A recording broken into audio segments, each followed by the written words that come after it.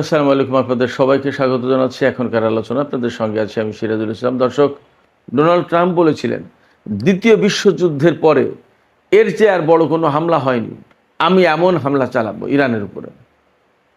কিন্তু ওই দম ফুরালে ঠুস। এই যে কূটনৈতিক উদ্যোগের যে সমস্ত প্রক্রিয়া তৎপরতা চলছে, এতে সম্ভবত একেবারে পানি ঢেলে দিয়েছেন ইরানের বিশেষজ্ঞ পরিষদ।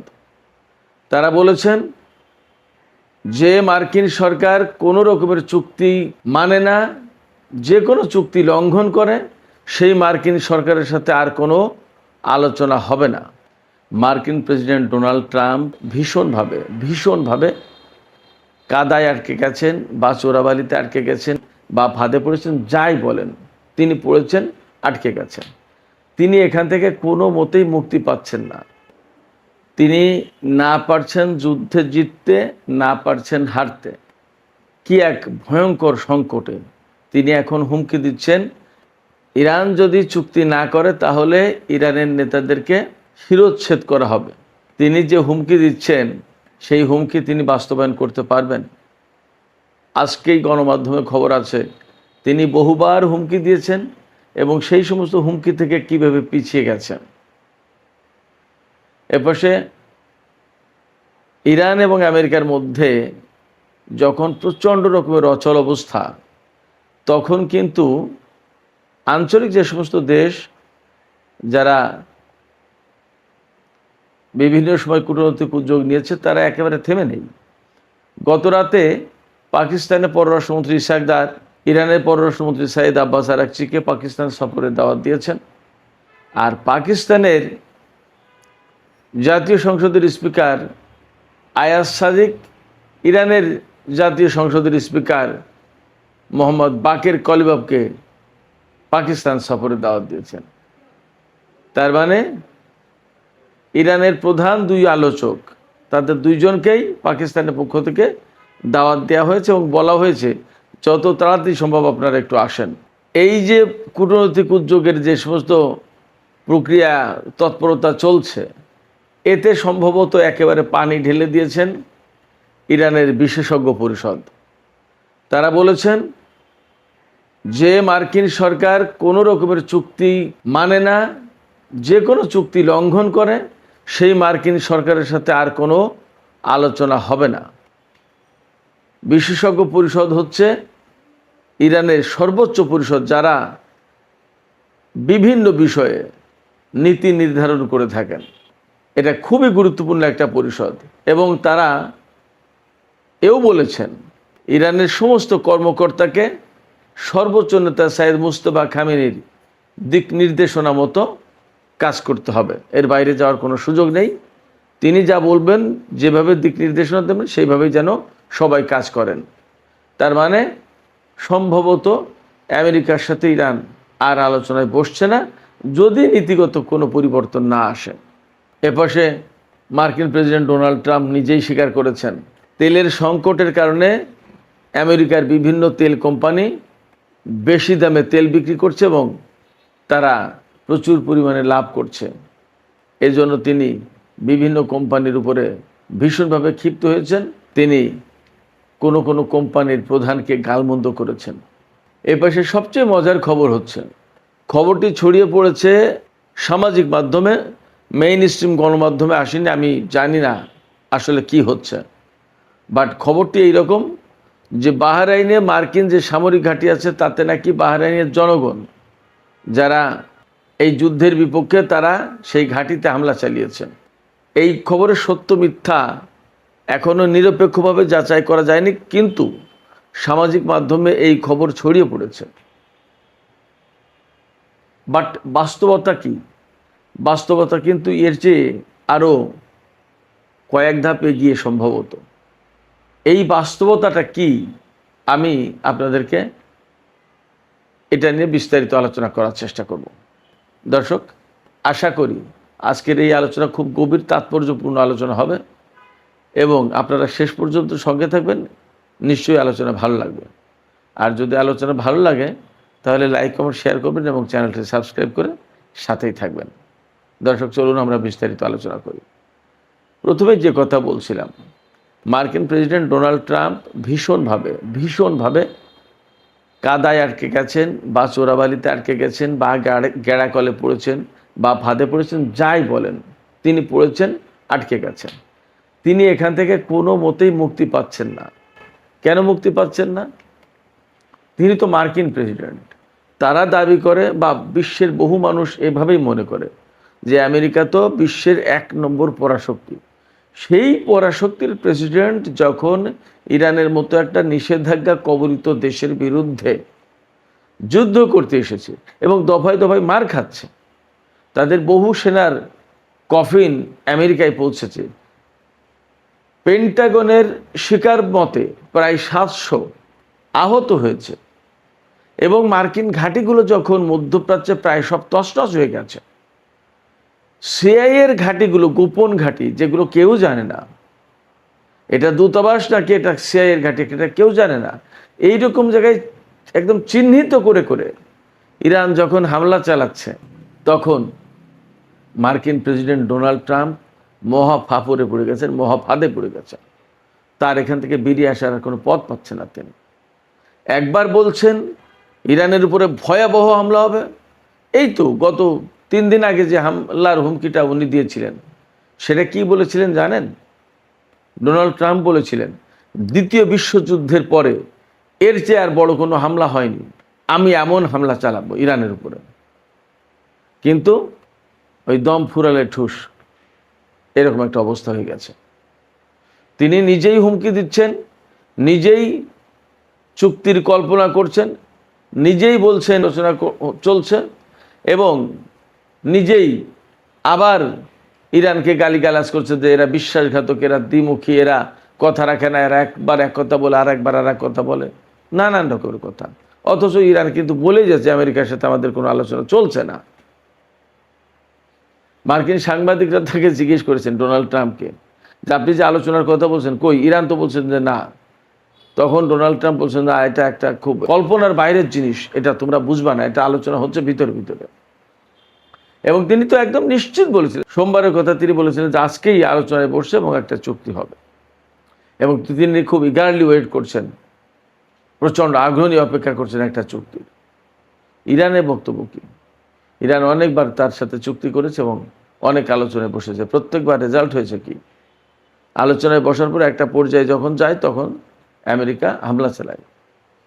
এই হামলা ইরানের জন্য যেমন বিব্রতকর, কষ্টদায়ক, তেমনি অপমানজনক। আমি সবসময় বলি, ইরানিরা অত্যন্ত নিজেদের আত্মসম্মান বোধের ব্যাপারে খুব সচেতন।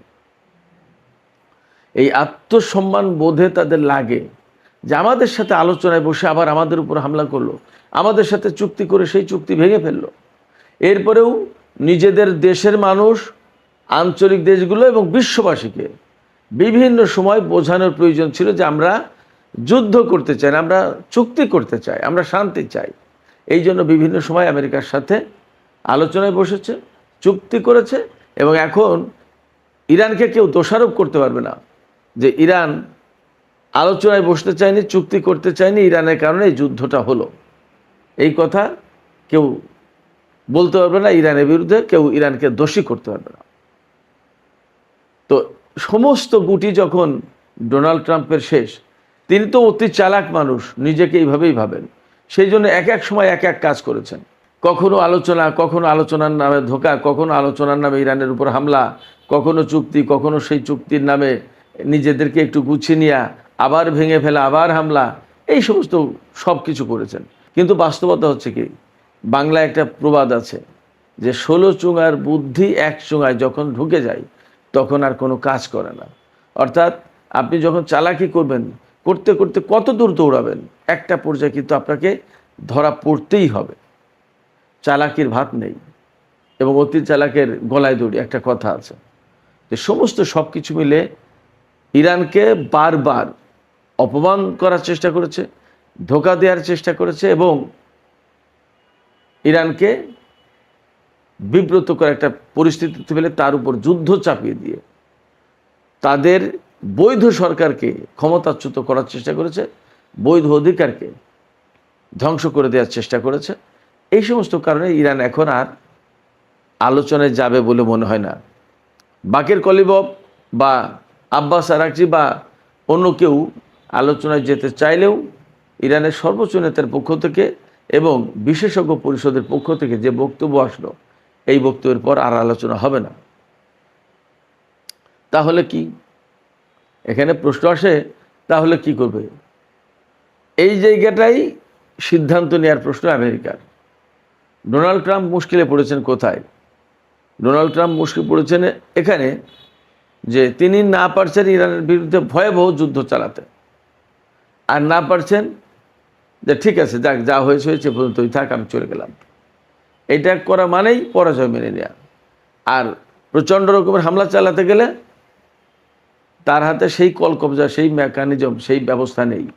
যার কারণেই তিনি এখন খুঁজছেন যে অপ্রচলিত পথে কিভাবে ইরানকে প্রচণ্ড রকমের শাস্তি দেওয়া যায়। এর ভিতরে স্থল অবরোধের বিষয়টা খুব গুরুত্ব সহকারে ভাবা হচ্ছে, কিন্তু কোনো লাভ হবে না। ইরানের সাথে এত এত দেশের সম্পর্ক, স্থল সীমান্ত আবার সমুদ্র সীমা, কিভাবে কার সাথে ঠেকাবে বাণিজ্য? সম্ভব না। ইরানের বিরুদ্ধে পরমাণু বোমা হামলা চালাবে, সেটা এই বাস্তবতায় মনে হয় সম্ভব না। এবং তার পাল্টা জবাব কি হবে সেটাও প্রশ্ন। যতদূর শোনা যাচ্ছে ইরানের হাতে ইন্টারকন্টিনেন্টাল ব্যালিস্টিক মিসাইল আছে, যে মিসাইল আমেরিকার ভূমিতে আঘাত হানতে সক্ষম। নিউ ইয়র্ক, ওয়াশিংটন সবগুলোই কভার করবে। কোনো কোনো জায়গায় খবর পাওয়া যাচ্ছে ইরান পরমাণু বোমার পরীক্ষা চালিয়ে রেডি অবস্থায় আছে, জাস্ট ঘোষণা করছে না টেকনিক্যাল কারণে। আবার কোনো কোনো জায়গায় খবর পাওয়া যাচ্ছে তার হাতে থার্মোনিউক্লিয়ার বোমা আছে। ইরানিদের মুখ থেকেই আমি ব্যক্তিগতভাবে শুনেছি তাদের হাতে এমন ক্ষেপণাস্ত্র আছে যে ক্ষেপণাস্ত্র মারলে 1-2 মিনিটের ভিতরে পুরো একটা শহরের টোটাল ইলেকট্রনিক ডিভাইস নষ্ট হয়ে যাবে। এবং ইরান তো তার সক্ষমতা দেখিয়েছে। কোথায় দেখিয়েছে? আমার আপনার জোর করার কোনো ব্যাপার নেই। দেখিয়েছে কোথায়? এই মধ্যপ্রাচ্যেই। ইরাকের অনেক জায়গা থেকে মার্কিন সেনাদেরকে সরিয়ে নিতে হয়েছে, মার্কিন সিআইএর ঘাঁটি সরিয়ে নিতে হয়েছে। আপনারা কল্পনা করেন, সেন্টকমের হেডকোয়ার্টার ছিল কাতারে, সেই কাতার থেকে হেডকোয়ার্টার সরিয়ে জর্দানে নিতে হয়েছে। কুয়েত থেকে, বাহরাইন থেকে, সংযুক্ত আরব আমিরাত থেকে কত দূর আমি জানি না, কাতার থেকে, এই সব জায়গা থেকে সেনা সরিয়ে নিতে হয়েছে। কোথায় নিয়েছিল? প্রথমে নিয়েছিল জর্দানে এমন প্রচণ্ড মার দিয়েছে ইরান, সেখান থেকে এখন নিয়েছে ইসরায়েলে। কিছু সেনা, বেশ কিছু সেনা এখনও সংযুক্ত আরব আমিরাতে আছে। কিন্তু মধ্যপ্রাচ্যের অনেকগুলো দেশ যখন খালি হয়ে যাচ্ছে, তখন সংযুক্ত আরব আমিরাত হবে প্রধান টার্গেট। কতক্ষণ রাখবে এখানে? অতগুলো দেশ যদি ছাড়তে বাধ্য হয়, সংযুক্ত আরব আমিরাত ছাড়তে বাধ্য হবে না? সংযুক্ত আরব আমিরাত তো খুব কাছেই। ইরানের টার্গেট কিন্তু কমে আসবে তখন। অনেকগুলো টার্গেট ছিল, অনেকগুলো দেশ ছিল। আস্তে আস্তে সেই সমস্ত দেশ থেকে যখন মার্কিন সেনারা সরে যাচ্ছে, চলে যাচ্ছে, তখন তার ইরানের টার্গেট কমে আসছে সংখ্যা। এরপরে জর্দানে তো প্রচুর আঘাত করেছে এবং জর্দান থেকে চলে যেতে বাধ্য হবে, এবং ম্যাক্সিমাম সেনা এবং বিমান এখন ইসরায়েলে। ইরান এই জায়গায় আর একটা কৌশলের আশ্রয় নিয়েছে। সে কিন্তু গত 1-2 সপ্তাহে যে যুদ্ধটা হলো, এই যুদ্ধে কিন্তু একদিনও ইসরায়েলে হামলা চালায়নি। কেন জানেন? সেটা এই কারণে, আমেরিকাকে বুঝতে দিয়েছে যে ইসরায়েল আপাতত তার জন্য নিরাপদ। ইসরায়েলের উপরে ইরান হামলা চালাচ্ছে না। তার মানে মধ্যপ্রাচ্যে একমাত্র ইসরায়েল হচ্ছে আমেরিকার জন্য নিরাপদ। ইরান এই মেসেজ দিতে চেয়েছে ইসরায়েলে হামলা না চালিয়ে।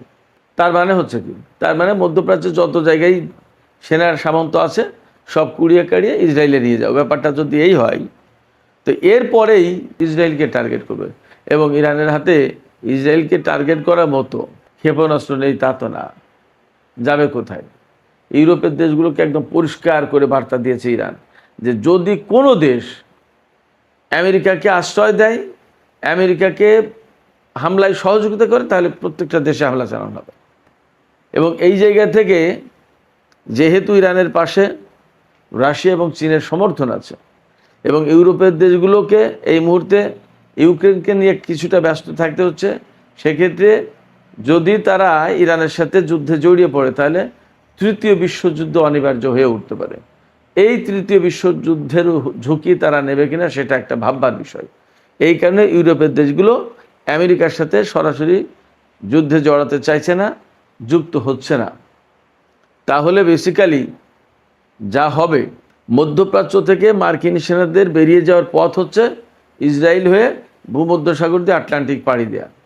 আমি অনেক আগে থেকে বলে আসছি যে মধ্যপ্রাচ্যের এই যে আরব দেশগুলো, এই আরব দেশগুলো থেকে সমস্ত সেনা ক্লোজ করে আস্তে আস্তে আস্তে আস্তে ওই ইসরায়েলের দিকে নিয়ে যাচ্ছে।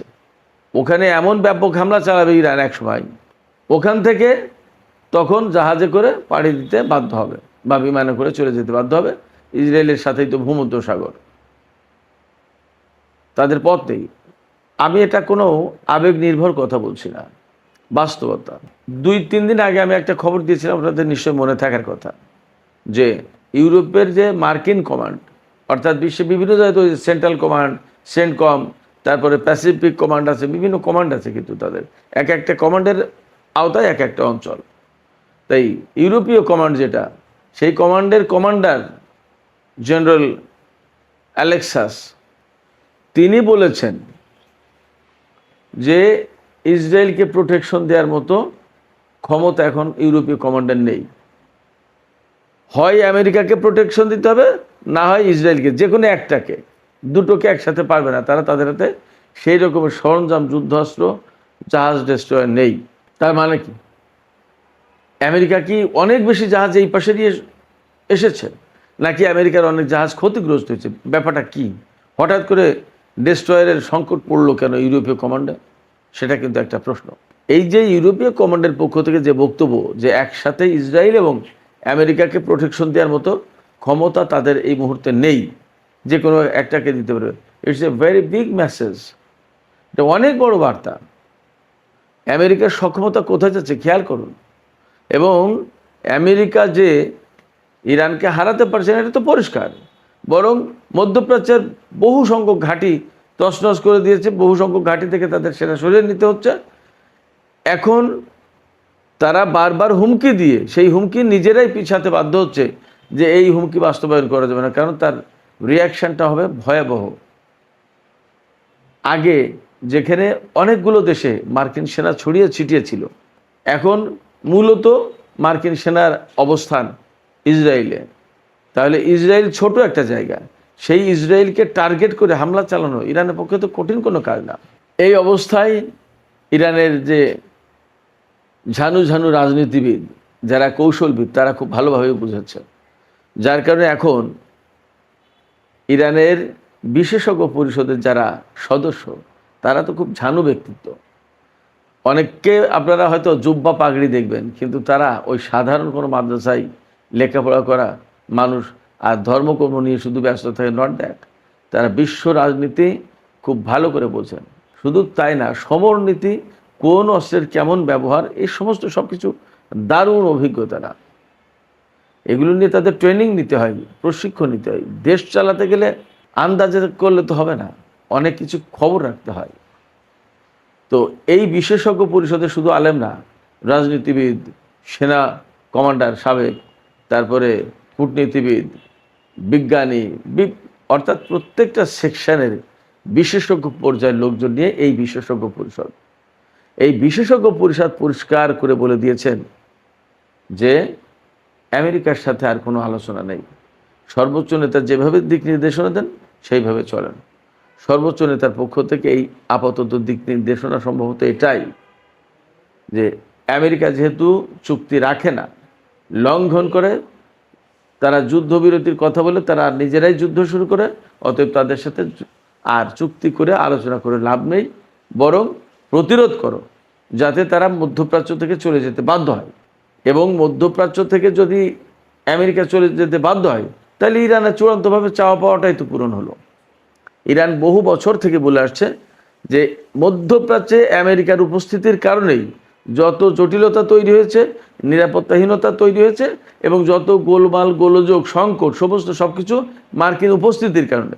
তো আমেরিকার সেনারা যদি চলে যায়, তাহলে কিন্তু ইরান যে কথা বলে আসছিল, যে প্রত্যাশা করে আসছিল, সেই প্রত্যাশাই পূরণ হয়, অর্থাৎ মার্কিন মুক্ত মধ্যপ্রাচ্য। ব্যাপারটা যদি তাই হয়, তাহলে হয়তো ইরান এখন পুরোপুরি প্রতিরোধের পথ বেছে নেবে। হয়তো আমেরিকা যেমন চালাকি করেছে ইরানের সাথে বারবার আলোচনার নামে, যুদ্ধবিরতির নামে বিভিন্ন সময় ক্ষেপণ করেছে এবং তারা নিজেরা গুছিয়ে নিয়েছে, আবার যুদ্ধবিরতি বা আলোচনা ভেঙে দিয়ে যুদ্ধ করেছে। ইরানও হয়তো এখন সৌদি আরব, কাতার, সংযুক্ত আরব আমিরাত, তুরস্ক, পাকিস্তান এদেরকে লাগিয়ে রেখেছে। এক এক সময় এক এক রকমের কথা বলছে। আচ্ছা ঠিক আছে, দেখি এ ব্যাপারে কীভাবে কী করা যায়, আমরা একটু বোঝাপড়া করে নিই, আমরা একটু পরামর্শ করি। এপাশে ডোনাল্ড ট্রাম্পকে হয়তো পাকিস্তান বলল যে হ্যাঁ, ইরান বোঝাপড়া করে নিয়ে আমাদের সাথে কথা বলবে বলেছে। হয়তো ডোনাল্ড ট্রাম্প আশা করছে যে একটা ভালো কিছু হতে যাচ্ছে। এবং এই যে তেলের সংকট, আমেরিকায় প্রচণ্ড রকমের তেলের সংকট পড়েছে এবং আরও বেশ কিছুদিন আগে কিন্তু বলেছিলেন যে এই মুহূর্তে যুদ্ধ বন্ধ না করলে আমেরিকা তেলের ভয়াবহ সংকটে পড়তো, তার হাতে 1 মাসের তেল আছে। তাহলে আবার যুদ্ধ করেছে, আবার তো যুদ্ধ, এখন তেল বন্ধ, হরমুজ প্রণালী এবং লোহিত সাগর দুটোই, সংকটটা আরও বেড়েছে। এবং ডোনাল্ড ট্রাম্প নিজেই বলছেন যে মার্কিন কোম্পানিগুলো এখন সুযোগ নিয়ে বেশি বেশি লাভ করছে। এই পরিস্থিতিতে ইরান হয়তো এই বুদ্ধিমত্তা খাটাতে পারে যে ডোনাল্ড ট্রাম্পকে আলোচনার কথা বলে তাকে তন্দ্রাচ্ছন্ন করে রাখতে হবে, মোহাচ্ছন্ন, ইলিউশনের ভিতরে রাখতে হবে।